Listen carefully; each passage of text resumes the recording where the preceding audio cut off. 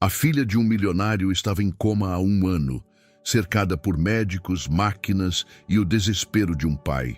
Um homem acostumado a comprar tudo, exceto o milagre que mais desejava. Até que, numa manhã tranquila, uma faxineira entrou na sala e fez algo que ninguém jamais conseguiu explicar. O que aconteceu depois vai realmente te surpreender. A neve batia nas janelas do hospital com uma regularidade implacável, cada floco lembrando a Tomás Sobral o tempo que passava. 12 meses. Exatamente 1 ano desde que Anastácia jazia naquela cama, ligada às máquinas que mediam cada sua respiração, cada batimento cardíaco. Sua pequena mão repousava sem vida sobre os lençóis brancos, e os longos cabelos escuros se espalhavam no travesseiro como uma auréola de seda. Tomás sentava-se em seu lugar de costume, na poltrona de couro que mandou trazer de casa 3 semanas após o acidente, quando percebeu que as cadeiras plásticas do hospital não seriam suficientes para as longas horas de vigília. Seus ternos, antes impecavelmente passados, agora exibiam as marcas de noites insones e do ar de hospital.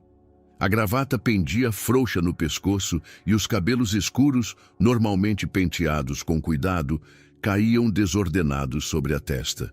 "Anastácia, meu amor, o papai vai te ler uma nova história hoje", sussurrou ele, abrindo um livro de capa colorida.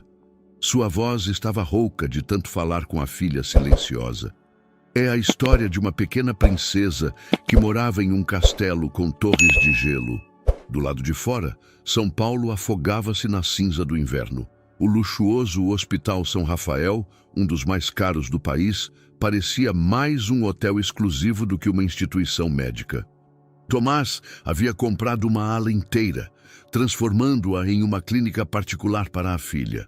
Os melhores especialistas de toda a Europa consultavam seu caso. Nenhum gasto era grande demais, nenhuma terapia muito cara. Mas o dinheiro não conseguia fazer aqueles pequenos olhos se abrirem. O telefone vibrava incessantemente na mesinha ao lado da cama. Mensagens de assistentes, presidentes de subsidiárias, parceiros de negócios.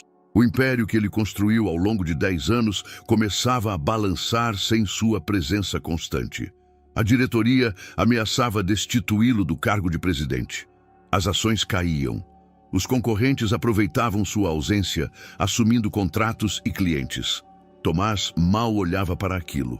Tudo o que antes dava sentido à sua vida, poder, sucesso, posição social, perdeu o significado diante da imobilidade da filha. A única coisa que agora tinha peso era o bip rítmico do monitor e a esperança de que a próxima respiração de Anastácia fosse mais forte que a anterior. "Sabe, meu amor, lembro-me de quando você disse que queria ver um castelo de gelo de verdade", continuou ele, acariciando a mão dela. "Prometi que iríamos para Campos do Jordão quando você completasse 5 anos. Lembra-se? Você ia usar aquela jaqueta rosa com pele e..." Ele parou. A lembrança do dia do acidente voltava como uma faca cravada na ferida.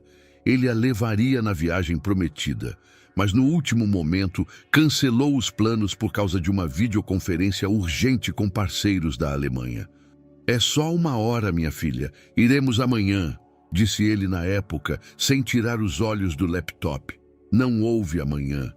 Anastácia, decepcionada por mais uma promessa cancelada, escapou dos cuidados da babá. Queria chegar sozinha ao jardim onde sua mãe costumava lhe contar contos de fadas sobre reinos gelados. Ela escorregou na beirada congelada do lago, batendo a cabeça na borda de pedra. Quando a encontraram, estava inconsciente, com sangue escorrendo da ferida na nuca. Se eu apenas não tivesse cancelado aquela viagem", sussurrava para si mesmo como todas as noites. As palavras eram como contas de um rosário de culpa que ele recitava sem cessar. Tudo por causa daquela maldita conferência, por causa do dinheiro que, de qualquer forma, não tinha importância.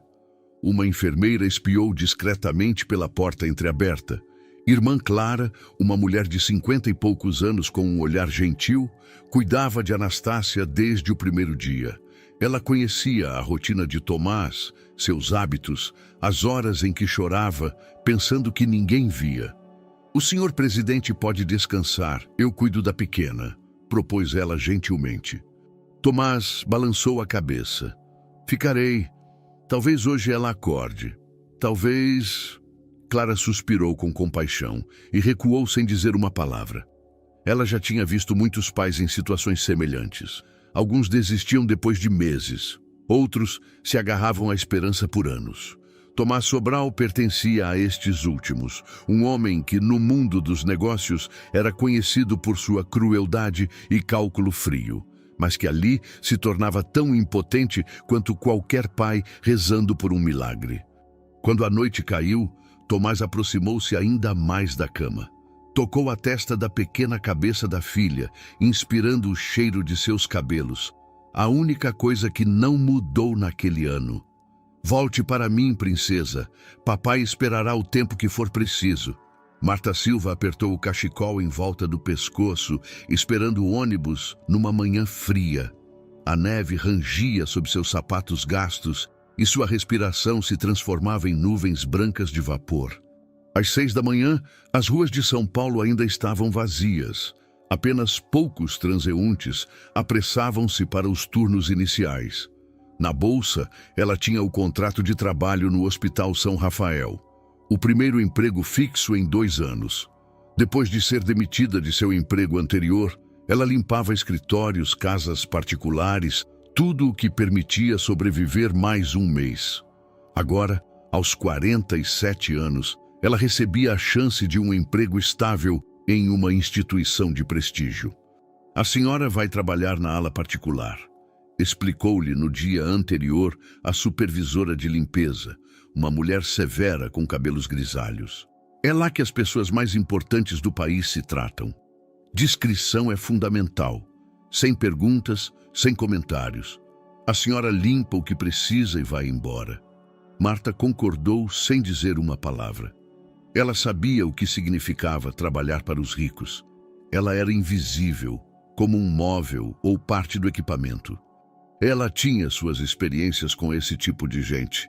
O ônibus parou com um chiado de freios. Marta entrou, ocupando um lugar perto da janela. Os prédios que passavam pareciam sombrios na luz de inverno, mas ela tentava manter o otimismo. Esse trabalho significava salários regulares, seguro de saúde, talvez até férias. Depois de anos vivendo de um dia para o outro, isso soava como luxo.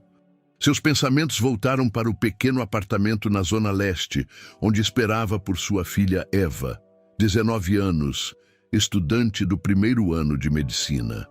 O sonho da garota de se tornar médica exigia enormes sacrifícios. Cada real ia para a mensalidade, livros, transporte para a faculdade. Marta trabalhava mais de 12 horas por dia para que a filha não tivesse que desistir dos estudos. "Mãe, você vai encontrar algo melhor. Você é a melhor no que faz", dizia Eva quando Marta voltava exausta de mais um dia de limpeza. A fé da filha lhe dava forças, mas à noite, Marta muitas vezes ficava sem dormir, se perguntando quanto tempo mais aguentaria aquele ritmo. O Hospital São Rafael destacava-se pela elegância logo na entrada. Pisos de mármore, lustres de cristal, quadros emoldurados em ouro, tudo gritava riqueza e prestígio. Marta sentiu-se deslocada em sua jaqueta simples e sapatos baratos. "Silva?", perguntou a recepcionista, mal levantando o olhar do computador. "Sim, primeiro dia de trabalho. Sala 3A, terceiro andar. A senhora receberá o equipamento e as instruções da senhora Conceição Carvalho." O elevador subiu silenciosa e suavemente. Marta observou os andares que passavam pela porta de vidro. O segundo andar parecia um hotel de luxo. O terceiro era ainda mais exclusivo. Corredores mais largos, tapetes mais grossos, flores frescas em vasos caros. "Senhora, Conceição Carvalho provou ser uma mulher enérgica, sessentona, que trabalhava no hospital há 20 anos. Aqui temos casos especiais, explicou ela, conduzindo Marta pelo corredor. A sala 317 é um paciente peculiar, uma menina de 5 anos, filha de Tomás Sobral. Talvez a senhora conheça o nome? Marta assentiu. Todos em São Paulo conheciam Sobral, o magnata cujas fotos apareciam regularmente em jornais e na televisão. Mas ao lado do nome, sentiu uma estranha pontada no estômago, como se algo importante tentasse romper a névoa de memórias. Criança em coma há 1 ano. O pai praticamente não se move da cama dela. É uma situação muito delicada. É preciso limpar silenciosamente, rapidamente e não incomodar. Pararam em frente à porta 317. Pela janela na parte superior, Marta viu um pedaço da cama de hospital e um perfil. Um homem de terno amassado, com a cabeça apoiada nas mãos. Hoje a senhora entrará quando o senhor Sobral estiver em uma reunião com os médicos. Geralmente é por volta das 11. Por favor, tome cuidado com os aparelhos médicos. Marta concordou, mas não conseguia desviar o olhar da silhueta atrás do vidro. Algo na postura daquele homem, na forma como segurava os ombros, parecia familiar. Incomodamente familiar. A senhora sabe o que aconteceu com a criança? Perguntou baixinho. Senhora Conceição Carvalho suspirou. Acidente em casa. A criança escorregou perto do lago e bateu a cabeça. Tragédia, como dizem os médicos. O pai se culpa por tudo. Dizem que ele deveria levar a filha em um passeio, mas cancelou no último minuto por causa do trabalho. Nesse momento, o homem atrás do vidro se moveu e por uma fração de segundo, Marta viu seu perfil. Seu coração bateu mais rápido. Aqueles traços faciais, a linha do maxilar, a forma como ele esfregava os olhos, era ele. Tomás Sobral, que 10 anos atrás destruiu sua vida com uma única frase. A senhora está se sentindo bem? Perguntou a senhora Conceição Carvalho, notando a palidez no rosto de Marta. Sim, é só cansaço, uma longa viagem. Mas enquanto se afastavam pelo corredor, Marta sentia as pernas ficarem moles como algodão. O destino tinha um senso de humor cruel. Trouxe-a de volta para o homem que um dia destruiu sua reputação e segurança financeira sem hesitar. Agora, o mesmo homem sentava-se quebrado à beira do leito de seu filho, e ela tinha que limpar a dor dele. As memórias atingiram Marta como uma avalanche enquanto ela se sentava no vestiário do pessoal, segurando a chave da sala 317 em suas mãos. 10 anos atrás, ela trabalhava como cozinheira na mansão dos Sobral, em Higienópolis. Era o emprego dos sonhos. Bom salário, condições elegantes, estabilidade, que ela desesperadamente precisava como mãe solteira de Eva, de 9 anos. Ela se lembrava daquela casa como através de uma névoa de dor, pisos de mármore, pinturas valiosas, lustres de cristal lançando reflexos coloridos nas paredes. Ela também se lembrava da jovem esposa de Tomás, Maria, uma mulher delicada com olhos tristes que sempre tratou o pessoal com respeito, e a pequena Anastácia, então um bebê de 1 ano com cabelos pretos como a noite, que muitas vezes chorava à noite. Tudo mudou em um dia de outono. Maria Sobral já lutava contra uma doença, um câncer que lentamente lhe tirava as forças. Tomás passava cada vez mais tempo no trabalho, fugindo da visão de sua esposa definhando. A casa encheu-se de silêncio e tensão. Marta se lembrava exatamente do momento em que tudo desmoronou. Ela estava limpando a sala quando ouviu o estrondo de vidro quebrando. Uma das esculturas mais valiosas da coleção de Tomás, uma estatueta de cristal veneziano do século XVII, jazia em pedaços no chão. Ao lado estava Anastácia, de 3 anos, com os olhos arregalados, aterrorizada por sua própria desatenção. O que aconteceu? Tomás entrou na sala como uma tempestade. Seu rosto era uma máscara de raiva. As últimas semanas o haviam submetido a estresse contínuo. Sua esposa estava morrendo, a empresa passava por uma crise, tudo estava saindo do controle. Papai, eu não queria... Anastácia começou a chorar. Marta instintivamente se interpôs entre o pai e a criança. Foi um acidente, Sr. Sobral. A criança não... Não! Ele a interrompeu bruscamente. Foi sua negligência. Sua responsabilidade era garantir que tais coisas não acontecessem. Aquela estatueta valia mais do que seu salário anual. Mas, senhor, eu apenas... Chega! Você está demitida, imediatamente. E não espere referências depois de tal irresponsabilidade. Ela se lembrava do choque que a paralisou. Sem uma palavra de explicação, sem chance de defesa. Maria Sobral estava então no hospital em quimioterapia. A única pessoa que poderia interceder por Marta. Tomás deu a sentença e a executou imediatamente, descarregando nela toda a frustração da impotência diante da morte de sua esposa. Por favor, pegue suas coisas e saia da casa até o final do dia, acrescentou ele friamente, virando-lhe as costas.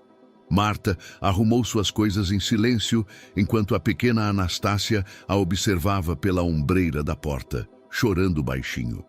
Ao sair, a menina correu e abraçou suas pernas. Desculpe, tia Marta, eu não queria... Seu coração se despedaçou. Não é sua culpa, meu bem.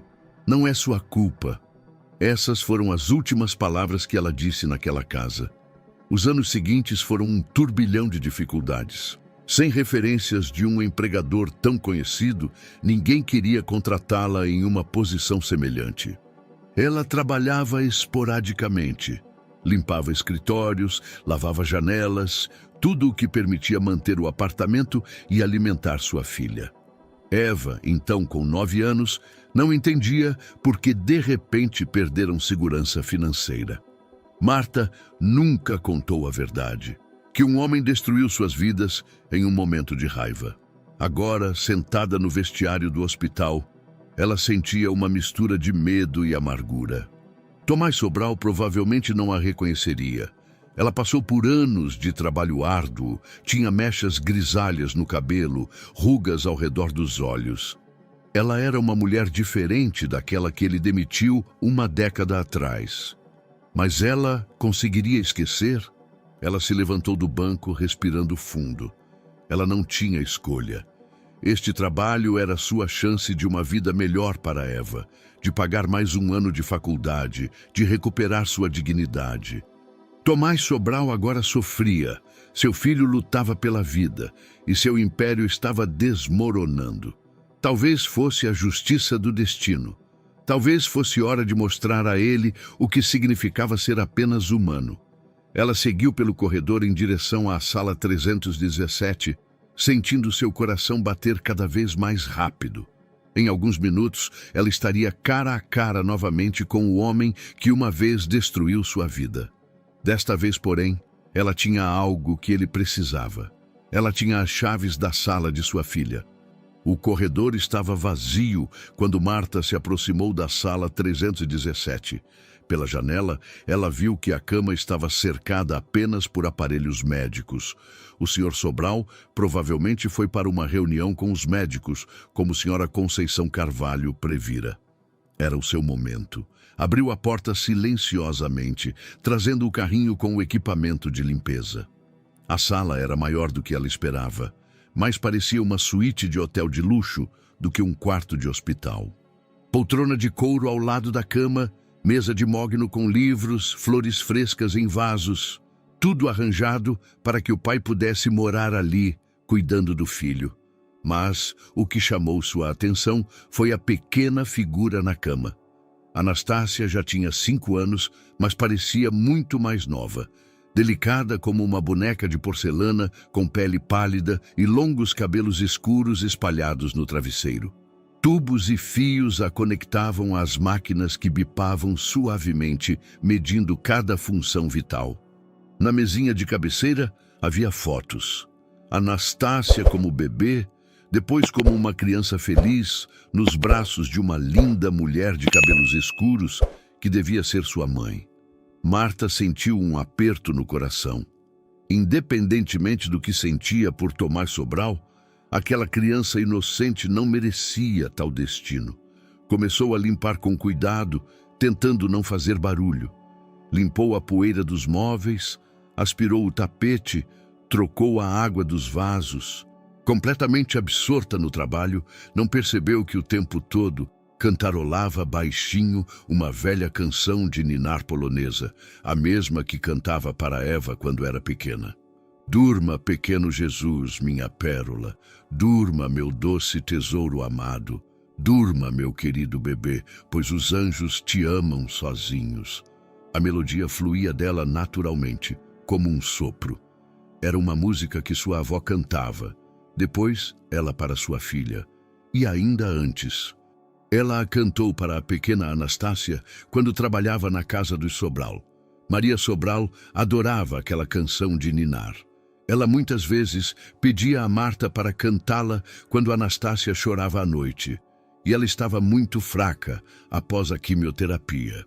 De repente, um dos monitores começou a emitir sons mais rápidos. Marta ergueu a cabeça preocupada. Os indicadores na tela mostravam aumento da frequência cardíaca e atividade cerebral. Ela não era especialista, mas instintivamente sentiu que algo havia mudado.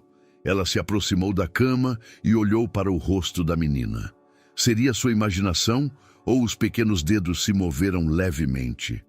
Anastácia, sussurrou baixinho, sem ousar acreditar no que via. Nesse momento, a porta se abriu com estrondo e Tomás Sobral entrou na sala. Ele parou como se estivesse petrificado ao ver uma estranha na cama da filha. Quem é a senhora? O que está fazendo aqui? Perguntou ele bruscamente, aproximando-se rapidamente da cama. Marta recuou instintivamente, sentindo seu coração disparar. De perto, ele parecia ainda pior do que através do vidro.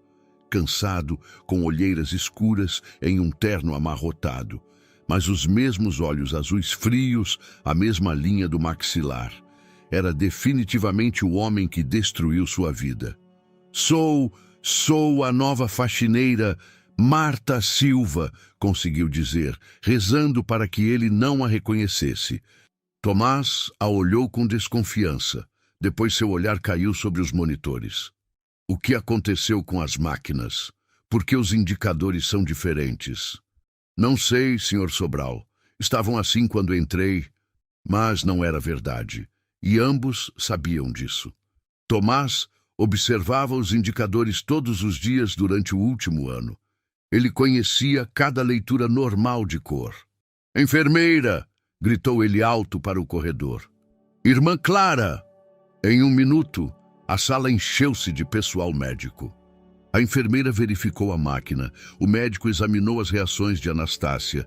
Todos falavam ao mesmo tempo. Marta tentou se afastar, mas Tomás a segurou pelo braço. A senhora fica. Quero saber o que aconteceu aqui. Dr. Cavalcante, o neurologista que cuidava do caso de Anastácia, ergueu o olhar dos gráficos. Isso é incomum. A atividade cerebral aumentou significativamente. A frequência cardíaca também. Algo estimulou a reação da criança. Reação? Tomás sentiu sua voz tremer de esperança. Isso significa que ela está acordando?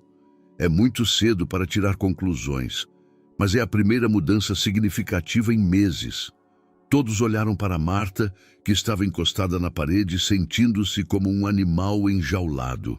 Ela sabia que tinha que dizer algo, mas as palavras ficavam presas em sua garganta. Ela estava cantando, disse baixinho a irmã Clara. Ouvi pela porta. Ela estava cantando uma canção de ninar. Tomás estreitou os olhos. Que canção de ninar? Marta sentiu a terra sumir debaixo de seus pés. Era a mesma música que Maria amava, a mesma que ela cantou para sua filha anos atrás. Se Tomás se lembrasse disso... Durma, pequeno Jesus, sussurrou quase inaudivelmente. Por um momento, um silêncio total tomou conta da sala. Tomás olhava para ela, como se tentasse desmembrar seu rosto, encontrar algo familiar em seus traços. E então, pela primeira vez em um ano, a pequena mão de Anastácia se moveu sobre os lençóis. 3 dias após o incidente da canção de ninar, Tomás não conseguia se concentrar em mais nada. Sentar na sala de reuniões, ouvir os relatórios da diretoria, tudo parecia irreal em comparação com aquele único momento em que os dedos de Anastácia se moveram pela primeira vez em um ano. Senhor presidente, o senhor está nos ouvindo? A voz do vice-presidente financeiro rompeu a névoa de seus pensamentos. Tomás ergueu o olhar. Ao redor da mesa sentavam-se 12 homens de ternos caros, todos olhando para ele com crescente irritação. No telão, gráficos mostravam lucros caindo e contratos perdidos. Desculpe, continuem, resmungou ele, mas seus pensamentos já haviam voltado para a sala 317. Dr. Cavalcanti o aconselhou a não ter esperanças exageradas. Pode ser uma reação única, explicou ele cautelosamente. Às vezes, pacientes em coma reagem a estímulos, mas isso não significa automaticamente que eles acordem. Mas algo na forma como ele disse isso sugeria que ele também estava intrigado.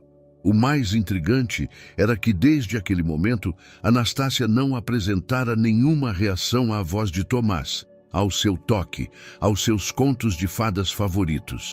Mas quando a nova faxineira apareceu no dia seguinte, aquela mulher de olhos tristes e mechas grisalhas no cabelo, os monitores mostraram novamente aumento de atividade. Marta Silva. Algo naquele nome soava familiar, mas ele não conseguia se lembrar de onde. Ele a observava discretamente pela janela enquanto ela limpava o quarto da filha.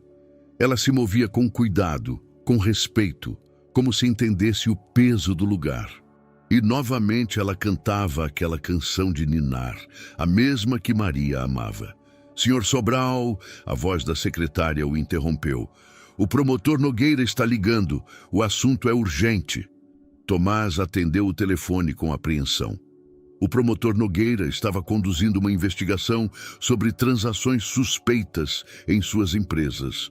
Um assunto que, de repente, veio à tona logo após o acidente de Anastácia. Tomás, precisamos conversar. Encontramos algo nos documentos de sua subsidiária. Pode ser sério. Que documentos? Contratos assinados por seu assistente, Márcio Borges. Parece que alguém usou sua empresa para lavar dinheiro sujo. Você está envolvido nisso? Seu coração bateu mais rápido. Márcio Borges, sua mão direita há 5 anos. Um homem em quem ele confiava como a um irmão. Um homem que... Uma imagem repentina passou por sua cabeça. Anastácia disse algo naquele dia, antes do acidente. Algo sobre um homem estranho conversando com o Sr. Márcio no jardim. Não estou envolvido em nada disso, disse ele duramente, mas quero ver esses documentos. Após a conversa com o promotor, Tomás sentiu o mundo começar a desmoronar sob seus pés. Se Márcio o enganava de fato, isso significava não apenas um colapso financeiro, mas também prisão. E o pior, talvez Anastácia tivesse visto algo que não deveria. Talvez seu acidente não tenha sido um acidente. Ele voltou ao hospital tarde da noite, mais quebrado do que nunca. A sala 317 estava fracamente iluminada. Apenas a luminária de cabeceira lançava uma luz quente sobre a cama da filha. Ele sentou-se em sua poltrona e pegou a pequena mão dela nas suas. Anastácia, meu amor, papai está em tantos apuros. Sua empresa pode falir, sua casa pode ser tomada, mas nada disso importa se você não acordar. De repente, ele ouviu o som suave de passos no corredor. Pela janela, viu Marta Silva com o carrinho de limpeza.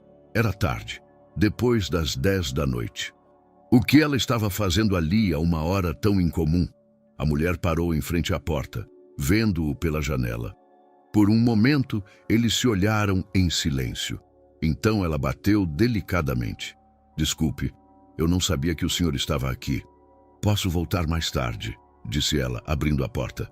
Não, por favor, entre. Talvez sua presença a ajude. Marta entrou com cuidado, evitando seu olhar. Começou a limpar ainda mais silenciosamente do que o normal, mas depois de alguns minutos, como se não pudesse se conter, começou a cantarolar. Durma, pequeno Jesus, minha pérola. Os monitores reagiram imediatamente.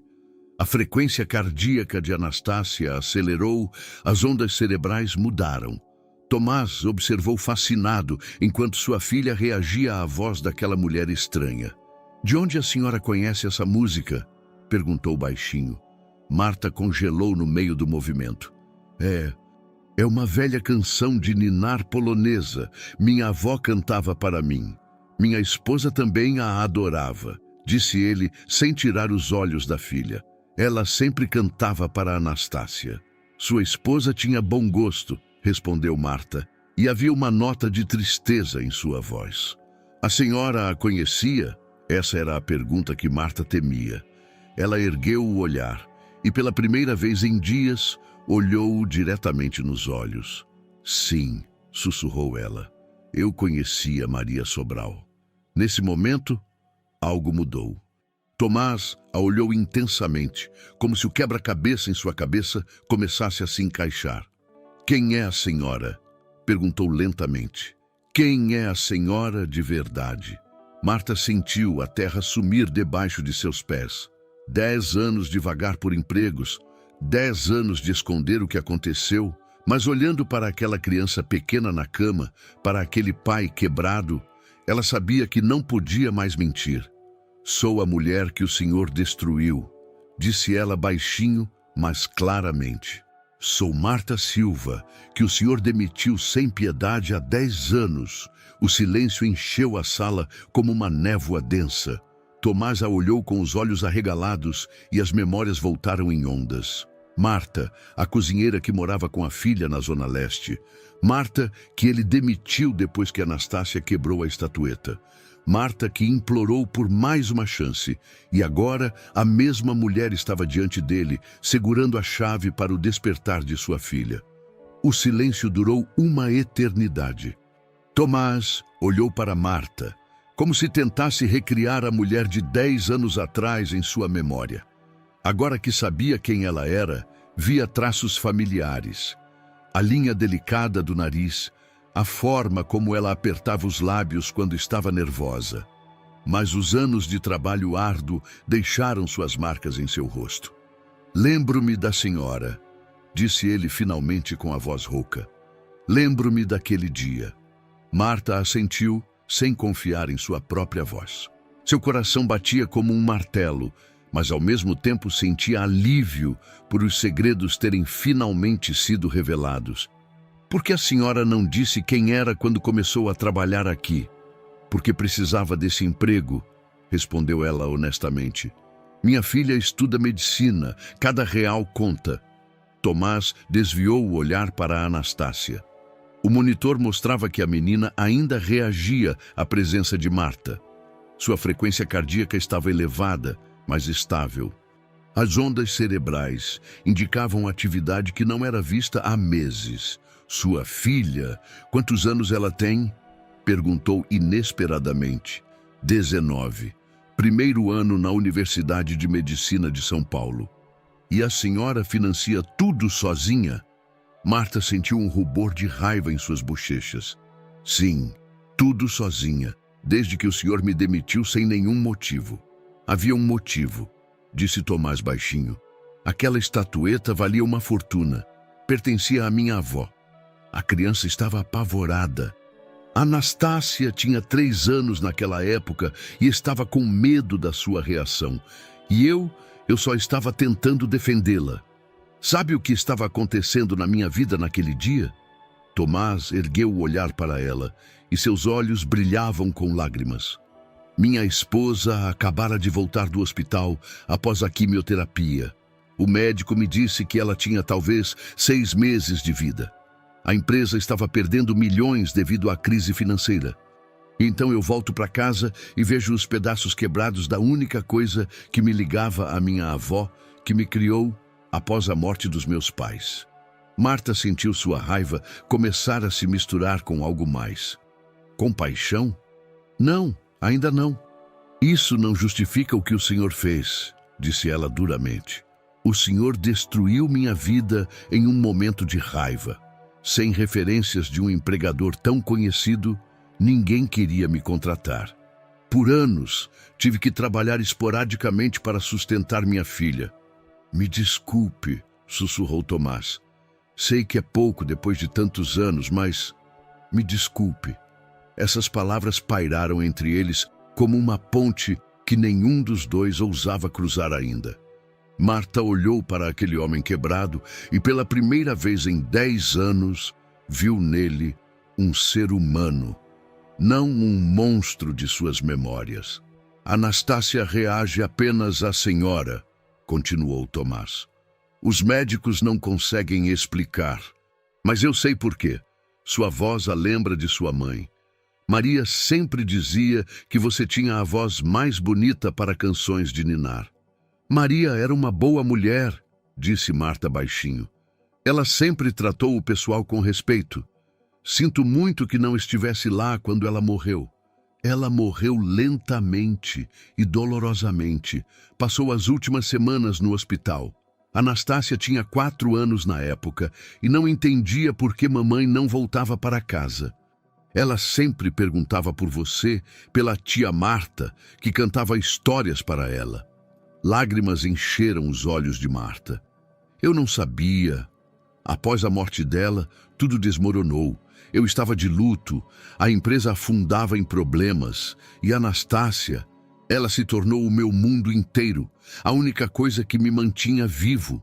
Nesse momento, um som suave ecoou na sala. Ambos se viraram em direção à cama. Anastácia moveu os lábios como se tentasse dizer algo. Foi a primeira tentativa de comunicação em 1 ano. Cante, sussurrou Tomás desesperadamente. Por favor, cante.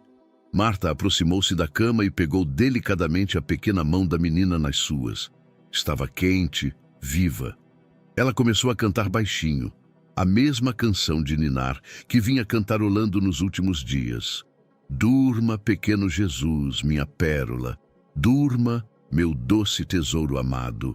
Durma, meu querido bebê, pois os anjos te amam sozinhos. Anastácia se movia cada vez mais. Seus pequenos dedos apertaram suavemente a mão de Marta. Pelo rosto de Tomás escorriam lágrimas. Pela primeira vez em meses, eram lágrimas de esperança. Ela está voltando para nós, sussurrou ele.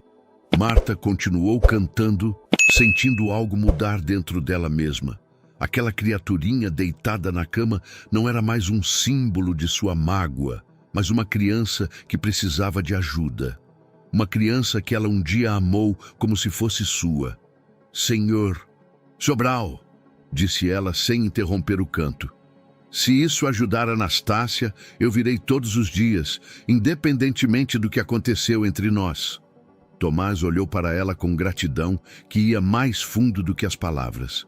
Obrigado, mas a senhora poderia ficar também como enfermeira particular? Eu pagarei mais do que... Não, ela o interrompeu firmemente. Não quero seu dinheiro como recompensa. Se vou fazer isso, é por ela. Apenas por ela.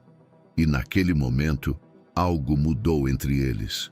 Não era perdão, ainda não, mas era um acordo, um contrato entre 2 pessoas que um dia se magoaram e agora precisavam colaborar para o bem da criança. Anastácia moveu levemente a cabeça em direção à voz de Marta. No monitor, a atividade cerebral mostrava padrões mais próximos do normal do que em mais de 1 ano. Durma, pequena princesa, sussurrou Marta. Tia Marta estará aqui quando você acordar. E Tomás Sobral, pela primeira vez em meses, sentiu algo que poderia ser o começo de esperança. Nas 2 semanas seguintes, a Sala 317 tornou-se um local de milagres diários. Marta chegava todas as manhãs às 8, antes de começar o trabalho regular em outras partes do hospital. passava 1 hora com Anastácia, cantando canções de ninar, lendo contos de fadas e simplesmente conversando com a menina, como se ela pudesse ouvi-la. Os progressos eram lentos, mas visíveis. Anastácia começou a reagir ao toque. Seus olhos se moviam sob as pálpebras e, às vezes, ela emitia sons baixos. Dr. Cavalcanti estava cautelosamente otimista. São os melhores prognósticos que vi desde o início, disse ele a Tomás durante as consultas diárias. O que quer que essa mulher esteja fazendo, continuem. Tomás observava as sessões diárias de Marta com sua filha pela janela ou sentado em um canto da sala. Inicialmente, havia um silêncio constrangedor entre eles, mas com o tempo começaram a conversar, cautelosamente, sobre temas neutros, sobre o clima, sobre os progressos de Anastácia, sobre seus passatempos favoritos de quando ela estava saudável. Ela adorava quebra-cabeças, disse um dia Tomás, olhando uma foto de sua filha em seu aniversário de 5 anos. Ela poderia ficar horas montando figuras. Maria dizia que ela tinha a paciência da avó. Marta sorriu levemente. Lembro-me. Ela me trazia os quebra-cabeças para a cozinha para que eu pudesse admirar suas obras enquanto cozinhava. Essas pequenas lembranças criaram pontes de entendimento entre eles, mas Tomás continuava lutando contra os crescentes problemas em sua empresa. O caso de corrupção se desenvolveu em ritmo de avalanche. A promotoria descobriu uma rede de transações ilegais, na qual Márcio Borges e vários outros funcionários de alto escalão estavam envolvidos. Tomás passou longas horas com advogados, tentando provar sua inocência. Todos os documentos foram assinados durante sua ausência, explicou-lhe o advogado. Borges tinha plenos poderes e os usou para seus próprios fins. Esta pode ser nossa melhor saída. Mas Tomás se sentia traído não apenas pelo assistente, mas por todo o sistema que construiu. Como pôde ser tão cego para o que acontecia em sua própria empresa? À noite, enquanto ele se sentava à beira do leito de Anastácia, Marta notou sua tristeza. "O senhor parece preocupado", disse ela, arrumando flores frescas em um vaso. "A empresa está desmoronando", respondeu ele honestamente. "Descobri que as pessoas em quem confiei estavam me enganando há anos. Talvez eu perca tudo." Marta parou por um momento seu trabalho. "Isso significa que o senhor não poderá pagar o tratamento de Anastácia?" Não. Tenho dinheiro guardado para a terapia dela, não importa o que aconteça. Mas..." Ele parou, olhando para a filha. "Às vezes penso se isso não é karma, pelo que fiz ao longo dos anos, pelas pessoas que magoei." "Como eu?" perguntou Marta baixinho. Tomás olhou para ela. "Como a senhora, quantas pessoas como a senhora existiram? Quantas vezes tomei decisões com raiva, sem pensar nas consequências?" Marta sentou-se na poltrona em frente a ele. Pela primeira vez, eles conversavam de forma realmente sincera. "Sabe, por anos eu te odiei", disse ela. "Todos os dias, quando eu varria o quintal ou lavava janelas por uns trocados, eu pensava em como uma pessoa pode destruir a vida de outra com uma única frase. Eu mereci esse ódio. Talvez, mas olhando para o senhor agora, vejo que o senhor também sofre e que ama sua filha mais do que tudo no mundo." Nesse momento, Anastácia emitiu um som baixo. Não a primeira vez nos últimos dias, mas desta vez soou mais consciente. Ambos voltaram toda a atenção para a menina. "Anastácia?" Tomás inclinou-se sobre a cama. "Minha filha, você me ouve?" As pequenas lábios se moveram, como se ela tentasse dizer algo. Marta instintivamente pegou a mão dela e começou a cantar muito baixinho. "Durma, pequeno Jesus, minha pérola." E então algo incrível aconteceu. Anastácia abriu os olhos. Foram apenas por uma fração de segundo, um piscar, um olhar rápido, mas ambos viram. Tomás gritou de alegria, apertando o botão para chamar o médico. "A senhora viu isso? Ela abriu os olhos. Pela primeira vez em 1 ano, a sala encheu-se imediatamente de pessoal médico. Doutor. Cavalcante examinou Anastácia com uma lanterna, verificando a reação das pupilas. As enfermeiras liam os indicadores dos monitores. Isso é um avanço, decretou o médico. A reação à luz é boa. Isso significa que as funções cerebrais estão se regenerando. Nesse momento entrou na sala um homem de terno caro, um dos parceiros de negócios de Tomás. Tome, precisamos conversar. A diretoria tomou uma decisão. Eles o destituem do cargo de presidente enquanto o caso de corrupção não for esclarecido. A atmosfera na sala mudou como se por toque de varinha mágica. Tomás olhou para o parceiro com uma mistura de raiva e resignação. Agora, neste momento, sinto muito, mas negócios não esperam. As ações caem, os clientes vão embora. Precisamos salvar a empresa. Marta observou a cena, sentindo uma estranha compaixão por Tomás. O homem que momentos antes se alegrava com os primeiros sinais de despertar da filha, agora perdia tudo o que construiu por anos. Que seja, disse Tomás finalmente.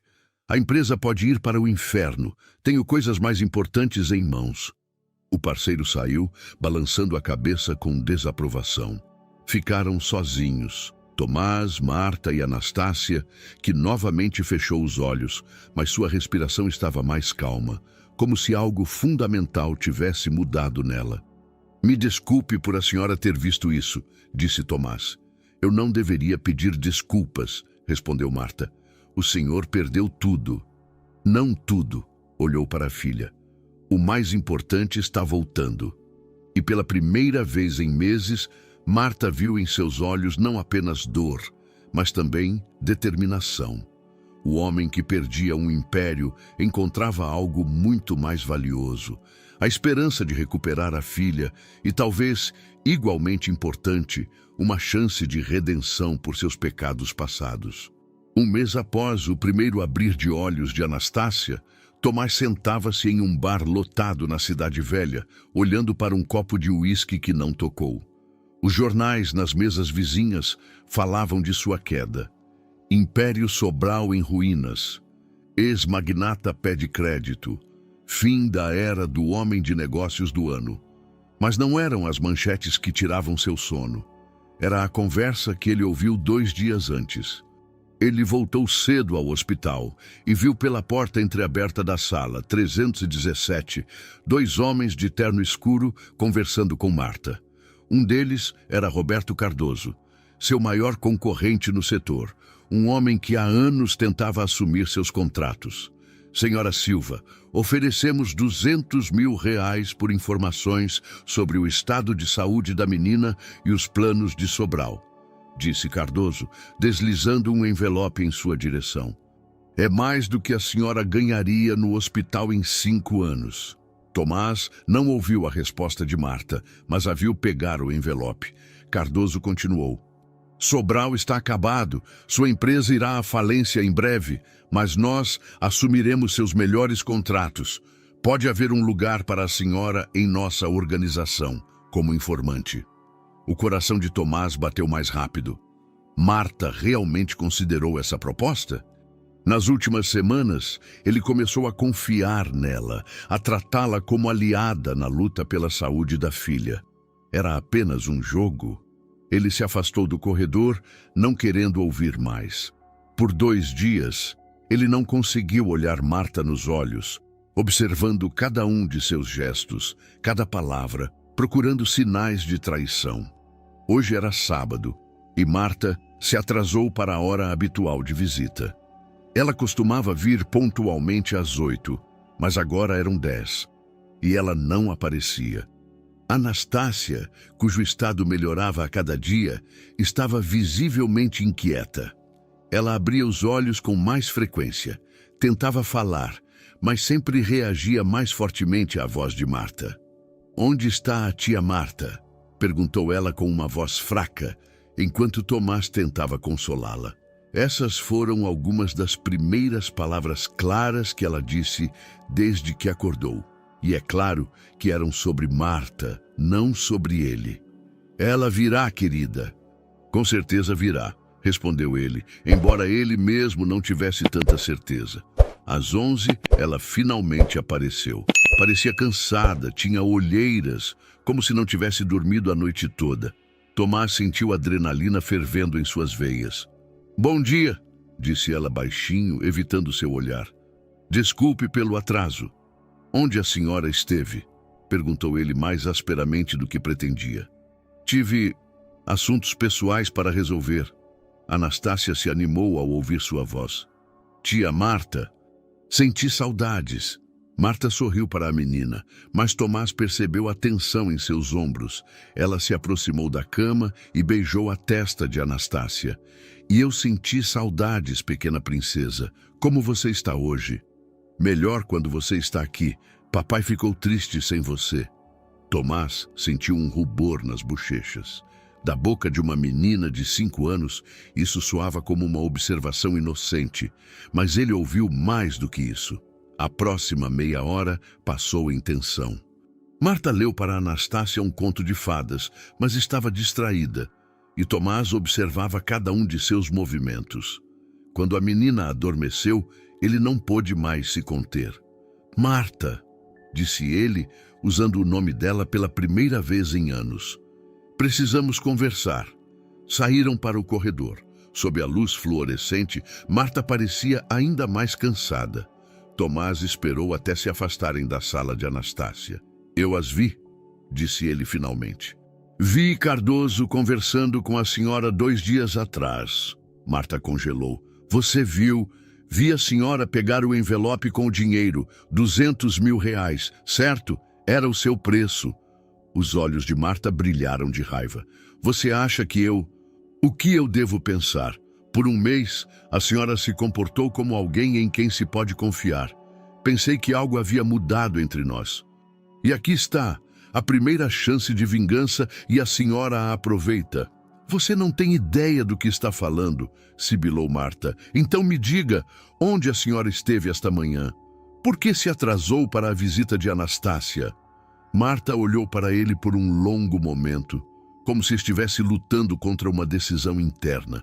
Finalmente, ela alcançou sua bolsa e tirou um envelope, o mesmo que ele vira nas mãos de Cardoso. É isso que o senhor está procurando? Perguntou ela, entregando-lhe o envelope. Tomás o abriu com as mãos trêmulas.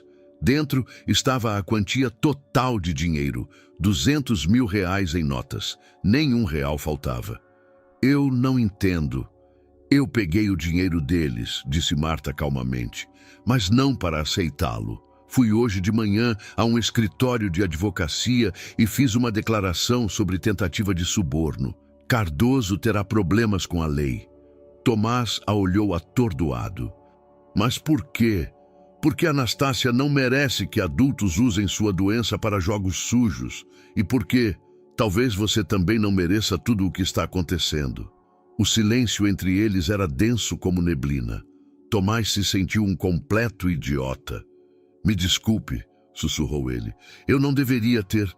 Não deveria, concordou Marta. Mas eu entendo. Depois de tudo pelo que o senhor passou, é difícil confiar em alguém.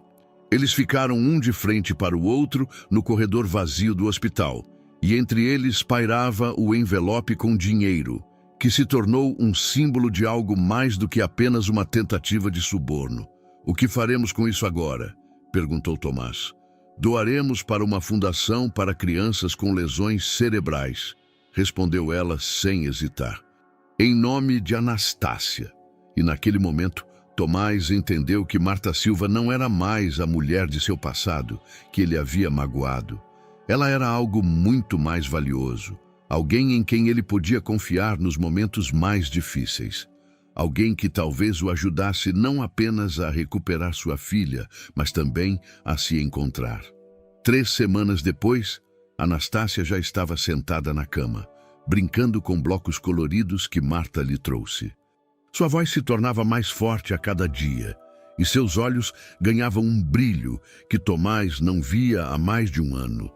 Os médicos estavam encantados com o ritmo de recuperação. Em 1 mês, ela poderá voltar para casa. anunciou o Dr. Cavalcante durante a visita matinal. Ela precisará de reabilitação, mas o pior já passou. Tomás deveria estar feliz, mas em vez disso sentia um estranho desconforto.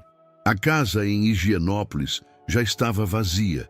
Ele a vendeu na semana passada para cobrir as dívidas da empresa. Mudou-se para um pequeno apartamento na Zona Leste, bem ao lado de onde Marta morava com a filha. Não foi por acaso. Após o incidente do envelope, algo mudou entre eles. Eles conversavam com mais frequência, compartilhavam memórias de Maria, dos tempos em que Anastácia estava saudável. Marta lhe contou sobre Eva, sobre seus estudos de medicina, sobre seus sonhos de se tornar pediatra. Ela quer ajudar crianças como você ajuda a Anastácia, disse ele uma noite. Não sou eu quem a ajuda, respondeu Marta. É ela quem me ajuda a entender que às vezes é possível perdoar alguém. Essas palavras permaneceram em seus pensamentos durante as noites. Perdão.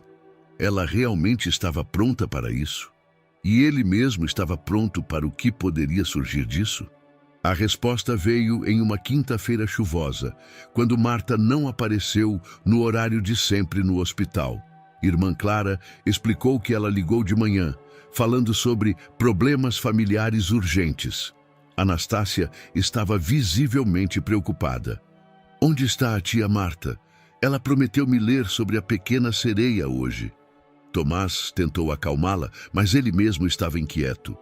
Após experiências anteriores com o envelope, ele aprendeu a confiar em Marta, mas ainda temia que algo ruim pudesse acontecer.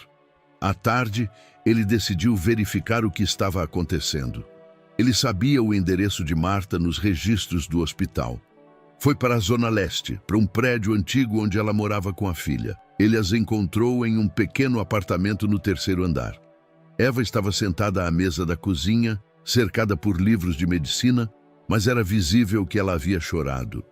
Marta se movia pelo cômodo, empacotando coisas em caixas. "O que está acontecendo?" perguntou ele da soleira. Ambas as mulheres se viraram surpresas. Eva era parecida com a mãe de anos atrás. Os mesmos traços delicados, mas um brilho jovem nos olhos que Marta havia perdido ao longo de anos de dificuldades. "Senhor Sobral", Marta parecia envergonhada. "O que o senhor está fazendo aqui?" Anastácia estava preocupada com a senhora, e eu também. "O que aconteceu?" Eva olhou para a mãe com um olhar suplicante. "Mãe, diga a ele, talvez ele possa ajudar." "Não precisamos de ajuda", respondeu Marta asperamente. "Mãe, por favor." Eva se dirigiu a Tomás.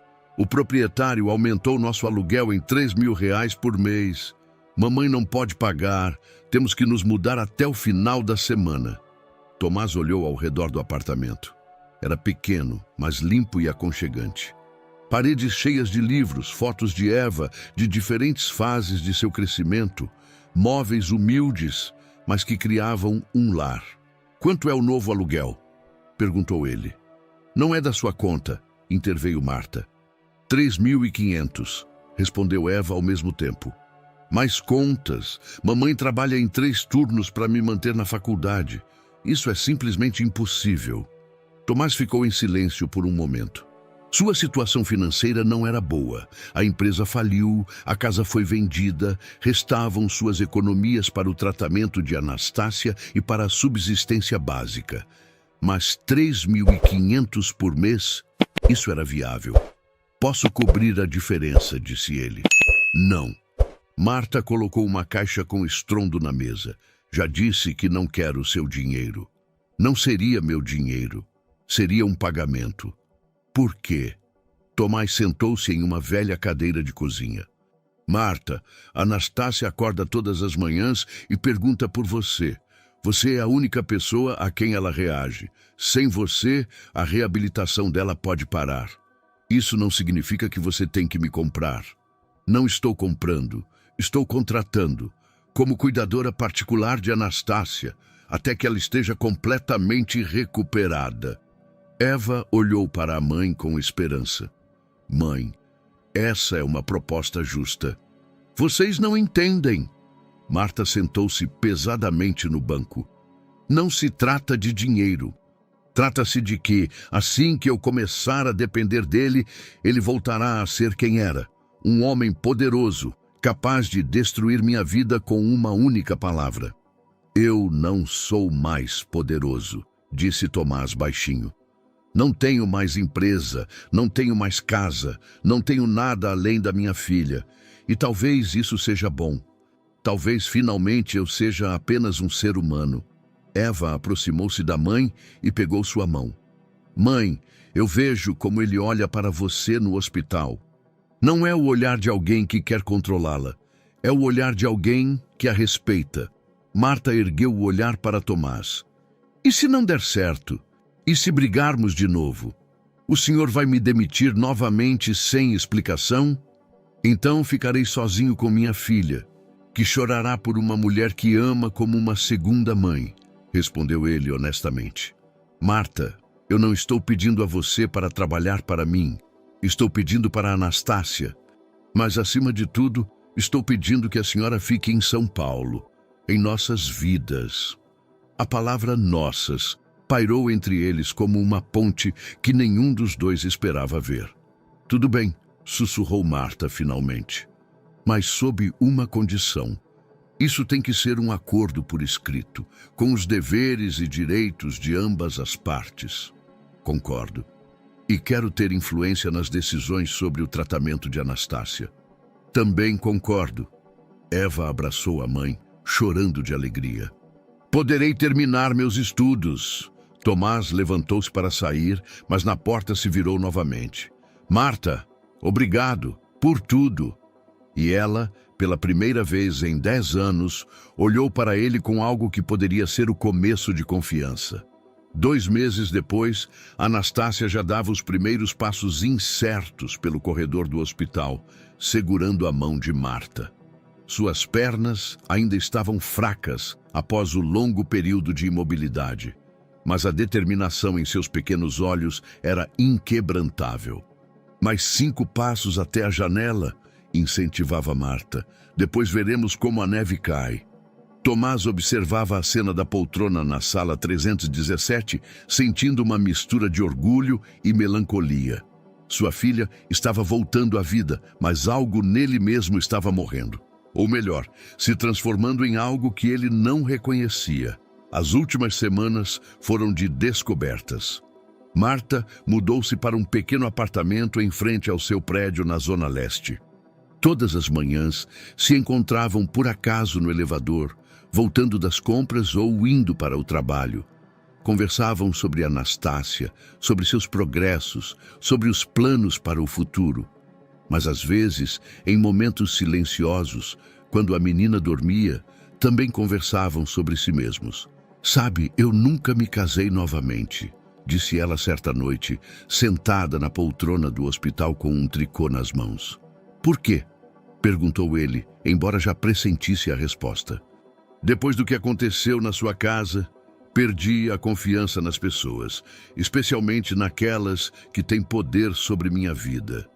Ela olhou para ele significativamente. Sei que isso pode soar estranho, mas por anos você foi para mim um símbolo de como é fácil perder tudo.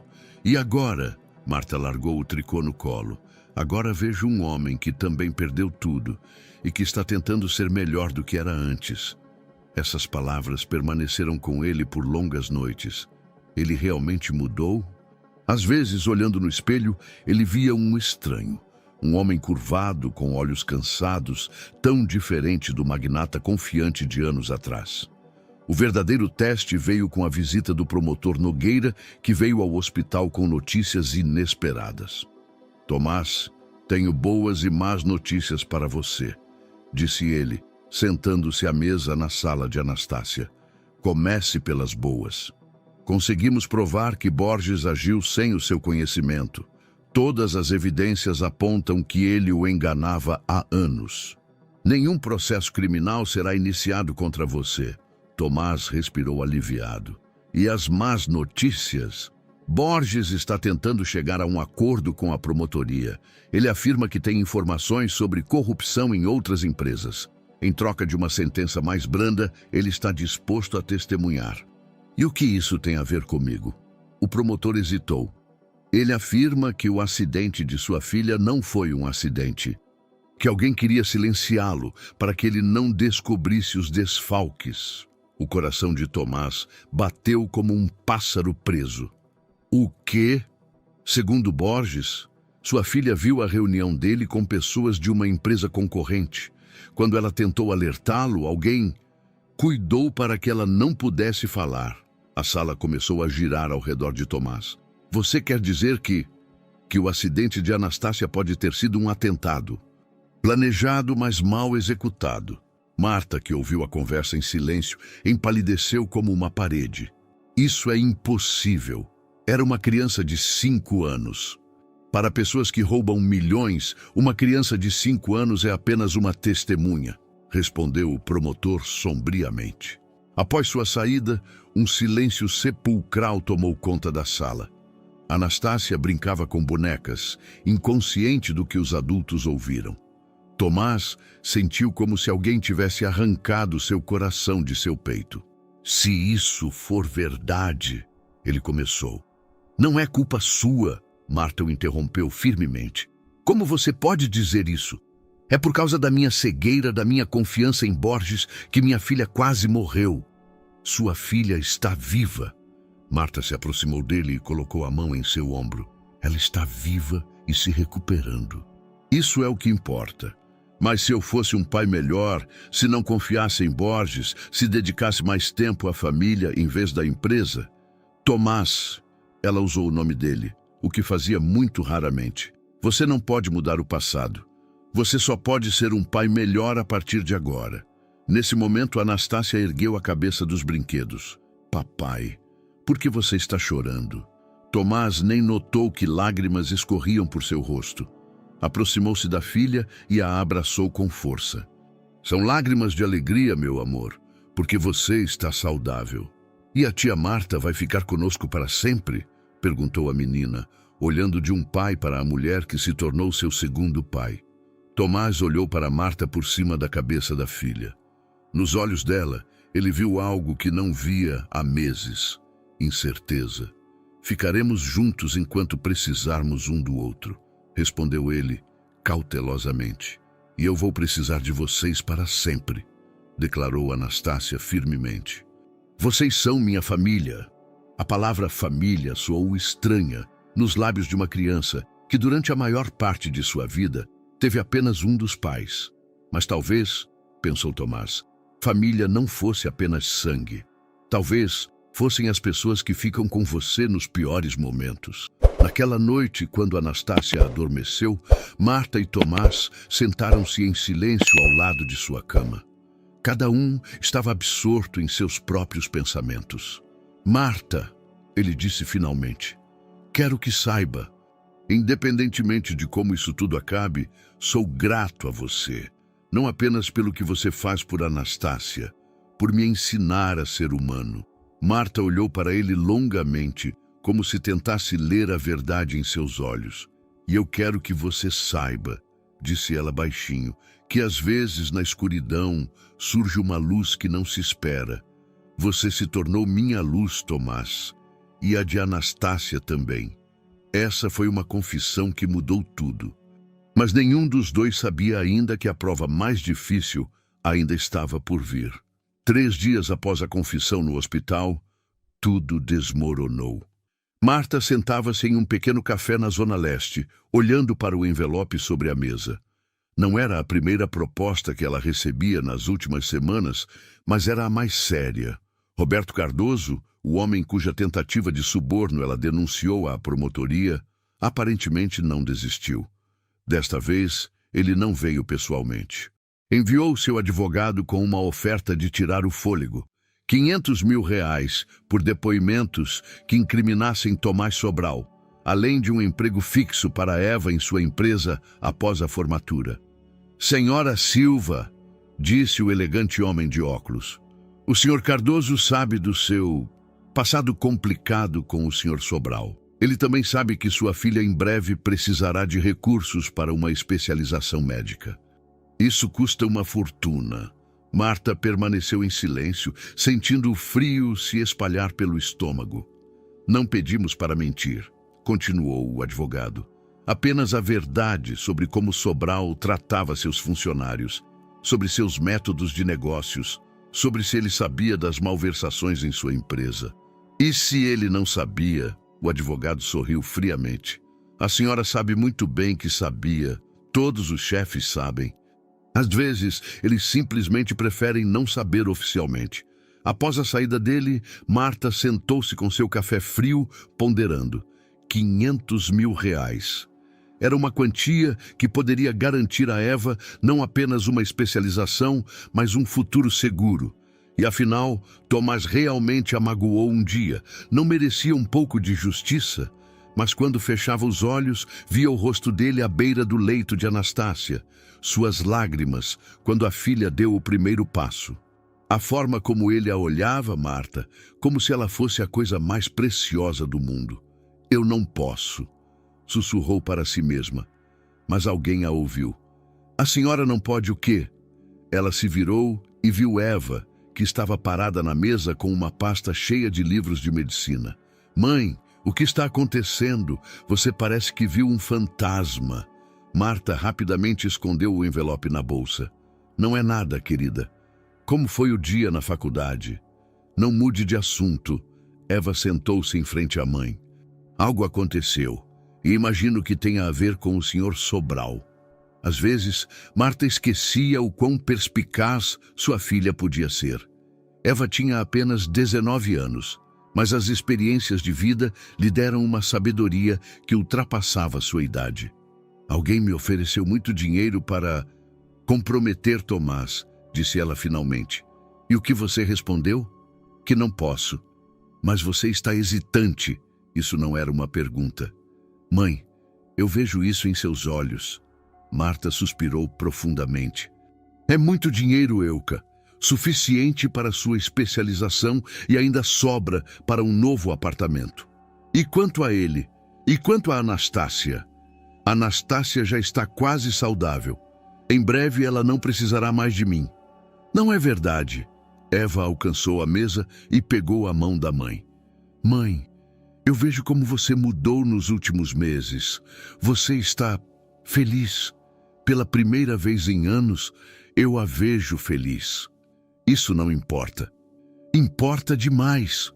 Eva falava cada vez mais alto. Mãe, por toda a minha vida, eu vi você se sacrificar por mim. Você trabalha em 3 turnos, não tem vida social, não pensa na sua felicidade. E agora, quando finalmente surgiu uma chance de algo mais, você quer destruir tudo por dinheiro? Não é só dinheiro, é justiça. Ele destruiu nossas vidas. Há 10 anos, mas agora ele lhe dá a chance de uma nova vida. E você também dá a ele uma chance. Marta olhou para a filha com admiração e, ao mesmo tempo, terror. Quando sua garotinha se tornou tão madura?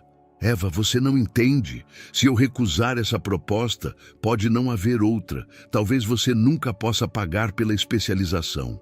Esse é o meu problema, não o seu, respondeu Eva firmemente. Vou encontrar uma maneira. Pegarei um empréstimo, trabalharei nos fins de semana, qualquer coisa. Mas não vou deixar você destruir meu amor por minhas ambições. Amor? Marta sentiu seu coração acelerar. Quem falou em amor? Eva sorriu suavemente. Mãe, isso é visível a 1 quilômetro de distância. A forma como você fala dele. Como seus olhos brilham quando você se lembra de Anastácia. Como você canta baixinho aquelas canções de ninar que cantava para mim quando eu era pequena. É complicado. O amor é sempre complicado, mas isso não significa que não valha a pena lutar.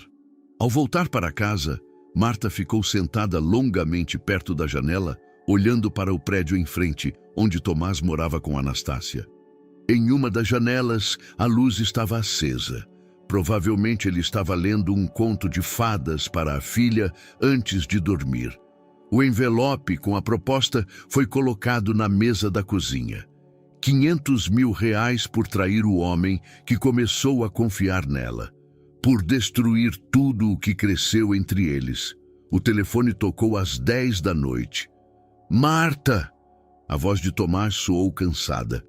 Anastácia pergunta se você vai ler para ela sobre a pequena sereia amanhã. Você prometeu e acabou esquecendo. Claro.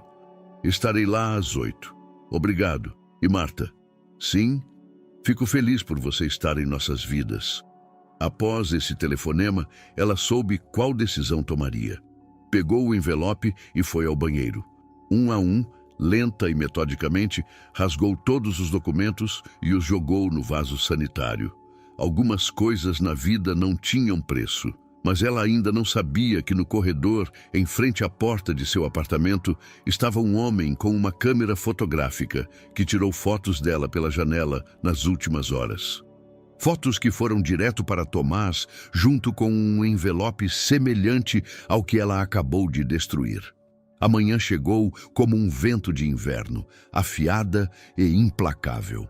Marta caminhava para o hospital com o coração leve, pensando em como diria a Anastácia sobre a pequena sereia, quando o telefone tocou às 7h30. Por favor, não venha ao hospital hoje. A voz de Tomás era gélida. Seus serviços não são mais necessários. Marta parou no meio do caminho. Tomás? O que aconteceu? A senhora sabe muito bem o que aconteceu. O contrato é rescindido imediatamente. A linha foi cortada. Marta ficou parada na calçada, olhando para o telefone como se fosse uma serpente que a picou. O que poderia ter acontecido? Ontem à noite tudo estava bem. Tomás ligou, pedindo um conto de fadas para Anastácia. Ele soou calmo, talvez até carinhoso. Ela correu para o hospital, mas a segurança não a deixou entrar na ala. Sinto muito, senhora. Silva, mas recebemos instruções. O senhor Sobral não deseja sua presença perto de sua filha.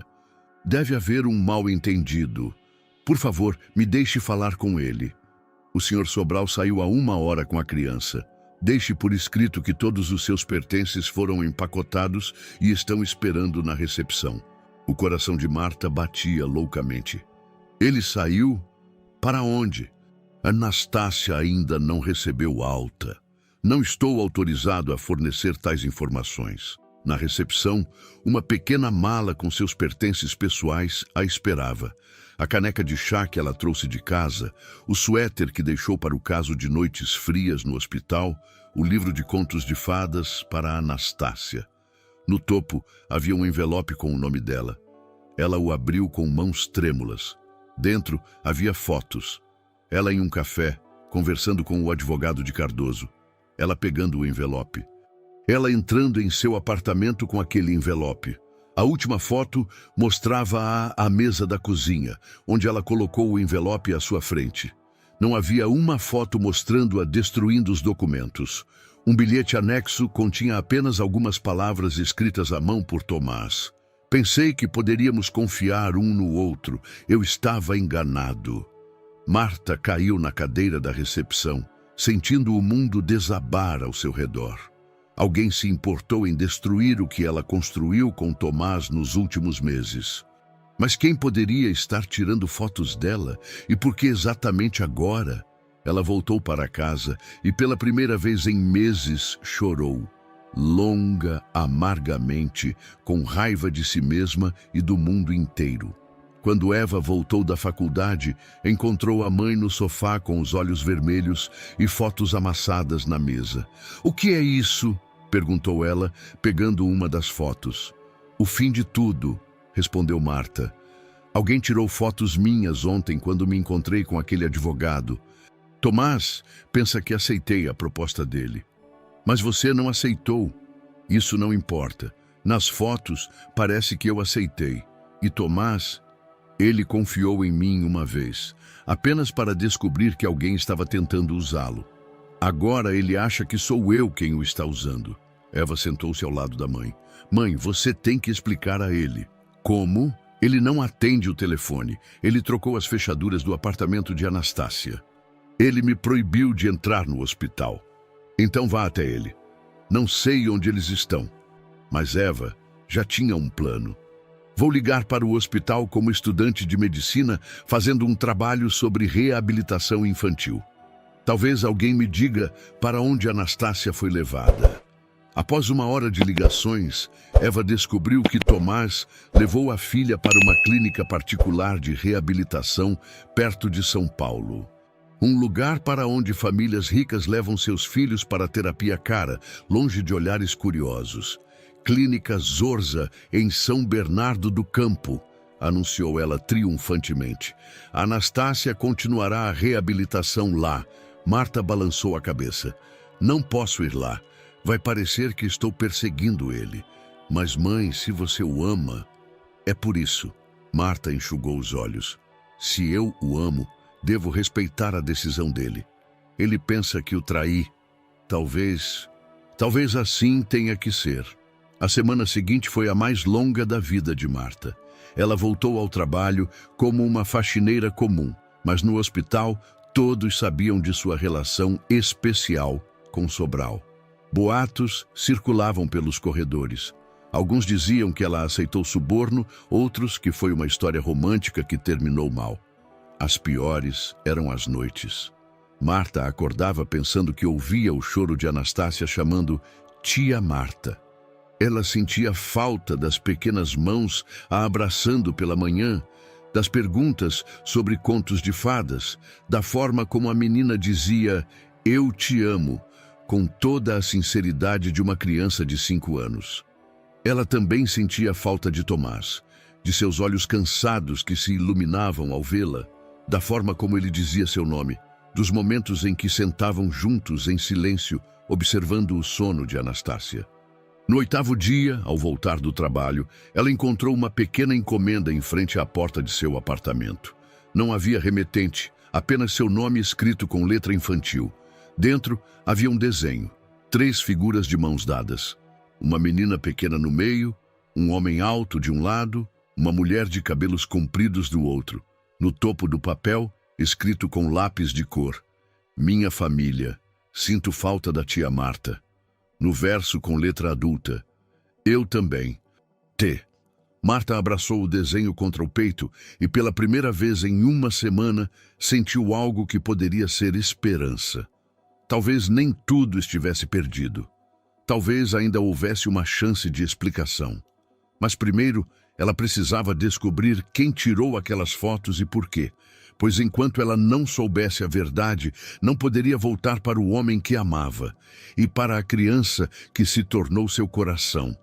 A verdade veio da pessoa menos esperada. Marta estava na fila de uma cafeteria em um shopping center quando alguém tocou seu ombro. Ela se virou e viu um jovem de jaqueta de entregador, nervoso e pálido. "Com licença, senhora Silva. Meu nome é Paulo Costa. Trabalhei para uma agência de detetives que tirou suas fotos." O coração de Marta parou. "O quê? A senhora poderia conversar comigo? É importante. Tem a ver com o senhor Sobral e sua filha." Sentaram-se em um canto silencioso da cafeteria. Paulo parecia não dormir há semanas. "Senhora Silva, eu não posso mais viver com isso. O que fizemos foi injusto." "O que vocês fizeram?" "Recebemos uma ordem do advogado de Roberto Cardoso. Deveríamos observar a senhora e documentar cada encontro com pessoas de sua empresa. Mas quando a senhora recusou a primeira proposta e fez declarações contra ele, Cardoso enlouqueceu. Ele nos ordenou a continuar a segui-la." Marta sentiu o frio se espalhar pelo estômago. Por quê? Porque ele sabia que, se não conseguisse suborná-la, poderia destruir o relacionamento dela com Sobral.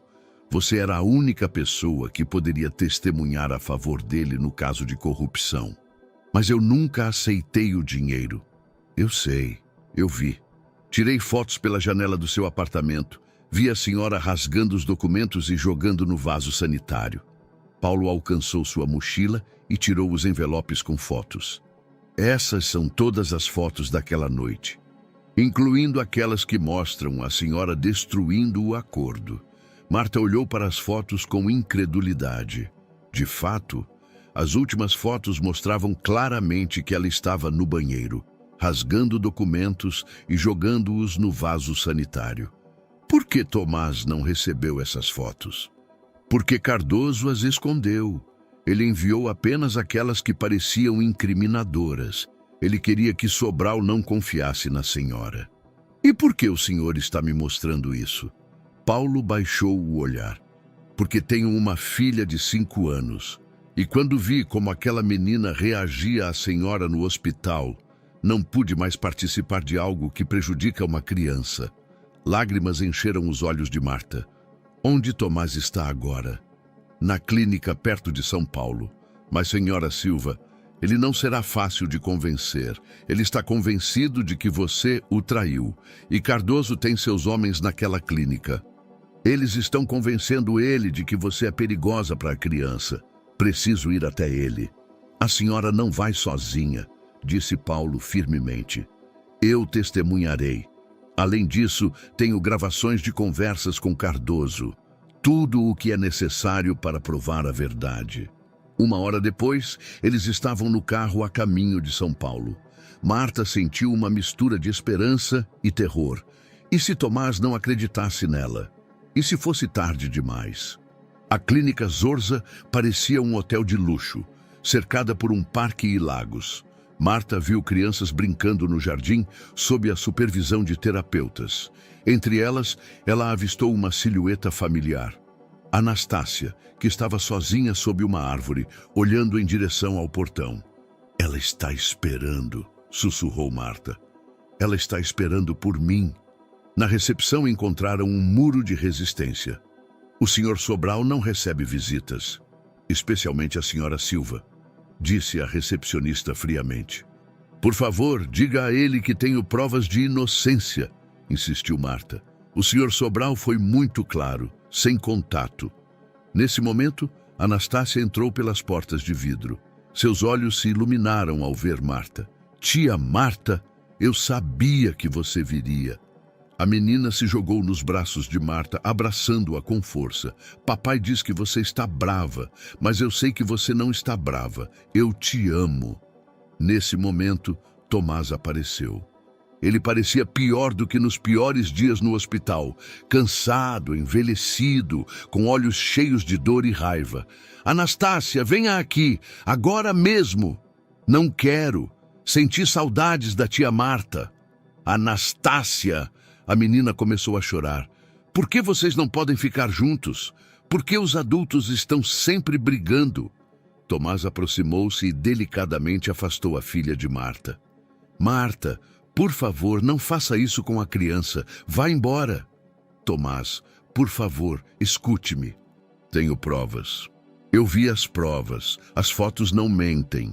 Paulo saiu das sombras. Mas o senhor não viu algumas fotos. Tomás olhou para o jovem com desconfiança.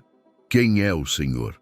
Sou o homem que tirou essas fotos e que tem provas de que a senhora Silva recusou todas as propostas de Cardoso. Na próxima meia hora, em uma pequena sala médica, Paulo apresentou as fotos completas e as gravações. Marta ficou em silêncio, observando o rosto de Tomás, no qual a raiva gradualmente deu lugar à incredulidade. E depois, a vergonha. Você destruiu o acordo, disse ele finalmente olhando para a última foto. Naquele momento, quando percebi que poderia te machucar. Mas por que você não me contou sobre essa proposta? Porque tive medo. Tive medo que você não acreditasse, que você pensasse que eu estava considerando a traição. Tomás cobriu o rosto com as mãos. Meu Deus, o que eu fiz? Como pude não acreditar em você? Porque você tem o direito de não confiar, disse Marta baixinho. Depois de tudo pelo que o senhor passou. Anastácia, que estava sentada em silêncio no canto, de repente falou. E agora vocês não vão mais brigar? Seremos uma família novamente? Tomás e Marta olharam um para o outro por cima da cabeça da criança. Nos olhos do homem havia remorso, arrependimento e algo mais. Um amor que nunca morreu, apenas foi soterrado pela desconfiança. Se a tia Marta me perdoar por ser um idiota, disse ele. Se o papai me perdoar por não ter dito a verdade imediatamente, respondeu Marta. Anastácia bateu palmas. Isso significa que vocês se amam? Porque adultos só se desculpam quando se amam. E naquela pequena sala, na presença de uma criança que sabia mais sobre o amor do que os adultos, Tomás e Marta finalmente disseram a verdade um ao outro. Eu te amo, sussurrou ele. Eu também, respondeu ela. E Anastácia, feliz por a família estar reunida novamente, abraçou os dois com uma risada alegre. 6 meses depois, a neve cai suavemente sobre os galhos das árvores em um pequeno parque em Higienópolis. Anastácia corria entre as árvores completamente saudável, com rubor nas bochechas e o riso soando no ar frio. Seus longos cabelos escuros flutuavam atrás dela como uma bandeira de seda. Papai, Marta, olhem quanta neve! Gritou ela, fazendo o primeiro boneco de neve do inverno. Tomás e Marta sentavam-se em um banco, observando-a com sorrisos. Havia uma pequena distância entre eles. Eles ainda estavam aprendendo a ser um casal, redescobrindo um ao outro após todas as tempestades que enfrentaram. Não acredito que já se passaram 6 meses, disse Marta, ajeitando o cachecol no pescoço. Os melhores 6 meses da minha vida, respondeu Tomás. E então hesitou. Marta, há algo que eu queria conversar com você. O coração de Marta acelerou. Nos últimos meses, muito havia mudado. Tomás vendeu o restante de sua empresa e fundou uma fundação para ajudar crianças com lesões cerebrais. Chamava-se Fundação Canzone de Inverno, Canção de Inverno, em homenagem à canção de ninar que salvou Anastácia. Marta tornou-se sua diretora, coordenando o trabalho com os melhores especialistas do país. Eles continuavam morando em seus pequenos apartamentos, um em frente ao outro na Zona Leste, mas passavam a maior parte do tempo juntos. Tomás muitas vezes ficava para jantar com eles, e Anastácia gostava de ajudar Eva com as lições de anatomia. O que você queria conversar? Perguntou Marta, tentando esconder a ansiedade em sua voz. Tomás tirou uma pequena caixa de veludo do bolso. Sobre o nosso futuro. Marta sentiu a respiração prender na garganta. Tomás, eu sei que pode ser cedo. Sei que passamos por muita coisa. Mas olhando para você todos os dias, sabendo o quanto ama minha filha, o quanto ela ama você, não consigo imaginar a vida sem você. Ele abriu a caixa. Dentro havia um anel simples e elegante com um pequeno diamante. Marta Silva, você aceita ser minha esposa? Você aceita ser oficialmente a mãe de Anastácia? Você me permite passar o resto da minha vida procurando maneiras de compensar todas as injustiças que causei? Lágrimas encheram os olhos de Marta. Você não precisa compensar nada, Tomás. Tudo o que passamos nos trouxe até aqui. Isso significa? Significa sim. Sim, eu aceito ser sua esposa. Quando Tomás colocou o anel em seu dedo, Anastácia correu até eles como se sentisse a magia do momento. O que aconteceu? Por que vocês estão chorando? São lágrimas de alegria, minha filha, disse Tomás, pegando a menina no colo. Marta concordou em ser minha esposa. Os olhos de Anastácia se arregalaram de felicidade. Isso significa que ela será minha verdadeira mãe. Você já é minha verdadeira mãe em meu coração, disse Marta, abraçando a menina. Agora serei também no papel. E moraremos juntos? Moraremos juntos, confirmou Tomás. 3 meses depois, em uma pequena igreja na Cidade Velha, aconteceu o casamento. Foi uma cerimônia modesta, apenas os mais próximos. Eva como dama de honra, alguns amigos da fundação, o promotor Nogueira, que inesperadamente se tornou amigo deles, e até mesmo Paulo, o ex-detetive, que agora trabalhava como segurança na fundação. Anastácia caminhou antes da noiva, espalhando pétalas de rosas e cantando baixinho a canção de ninar que os uniu a todos. Durma, pequeno Jesus, minha pérola. Após o casamento, mudaram-se para uma nova casa, não muito grande, não muito pequena, mas perfeita para uma família. Tinha um jardim onde Anastácia podia brincar, um escritório para Tomás, onde ele podia trabalhar em projetos da fundação, e uma cozinha clara, onde Marta cozinhava para sua nova família. O mais bonito, porém, era o quarto das crianças, que arrumaram juntos. As paredes eram cobertas por desenhos pintados por Anastácia, na maioria retratando 3 pessoas de mãos dadas. No canto, havia uma poltrona onde Marta lia contos de fadas à noite, e perto da janela, uma escrivaninha onde a menina fazia a lição de casa. 1 ano após o casamento, no aniversário do acidente de Anastácia, plantaram uma pequena macieira no jardim. "Esta árvore crescerá junto com você", disse Tomás à filha.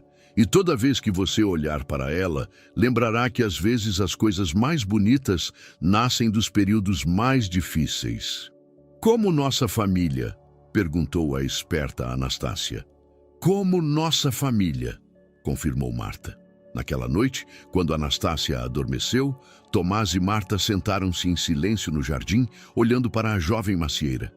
Pela primeira vez em anos, sentiram paz completa. "Às vezes penso no que aconteceria se não fosse por esse acidente", disse Tomás. "Não estaríamos aqui", respondeu Marta. "Não haveria esta família. Às vezes, as piores coisas nos levam aos melhores lugares." "Você se arrepende de alguma coisa?", Marta pensou por um momento. "Arrependo-me dos anos que perdemos em desconfiança e dor. Mas não me arrependo do caminho que percorremos. Sem ele, eu não teria aprendido o quanto se pode amar." Tomás pegou a mão dela. "E eu amo você, mais do que jamais pensei ser capaz de amar. E eu amo você. E nossa filha. Nossa filha." Essas palavras soaram belas no ar frio. Do quarto das crianças, um som suave ecoou. Anastácia cantava em seu sono a canção de ninar que mais amava. A canção de ninar que salvou sua vida e uniu 3 corações em um. "Durma, pequeno Jesus, minha pérola. Durma, meu doce tesouro amado." Tomás e Marta sorriram um para o outro.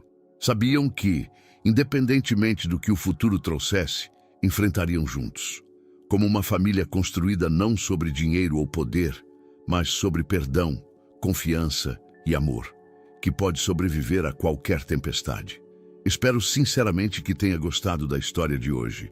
Inscreva-se no canal para continuar acompanhando conteúdos semelhantes. Deixe um like e escreva nos comentários o que você achou. Até o próximo vídeo.